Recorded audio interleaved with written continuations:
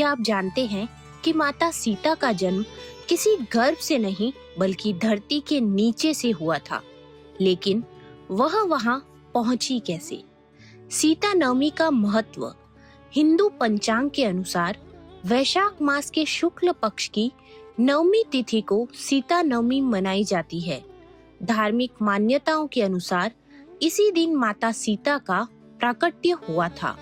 चैत्र मास की रामनवमी के ठीक 1 माह के बाद यह पर्व मनाया जाता है।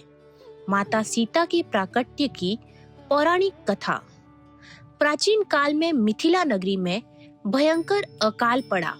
कई वर्षों तक वर्षा न होने के कारण प्रजा त्राही त्राही कर उठी। राजा जनक, जो एक परम ज्ञानी और धर्मात्मा राजा थे, इस स्थिति में बहुत दुखी हुए। जब राजा जनक ने ऋषियों से समाधान पूछा तो उन्होंने सुझाव दिया कि यदि राजा स्वयं खेत में हल चलाए तो इंद्रदेव प्रसन्न होंगे और वर्षा होगी। अपने राज्य के कल्याण के लिए राजा जनक ने स्वर्ण का हल हाथ में लिया और खेत जोतना शुरू किया। हल चलाते चलाते अचानक हल का नुकीला सिरा, जिसे सीत कहा जाता है, किसी धातु की वस्तु से टकराया। राजा ने जब उस स्थान को खोदा तो वहां एक सुंदर स्वर्ण कलश निकला।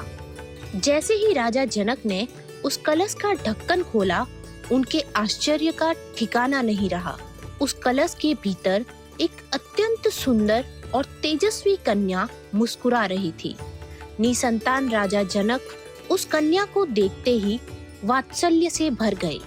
उन्होंने उसे ईश्वर का वरदान मानकर अपनी पुत्री के रूप में स्वीकार किया। हल के अग्रभाग से टकराने के कारण उनका नाम सीता पड़ा।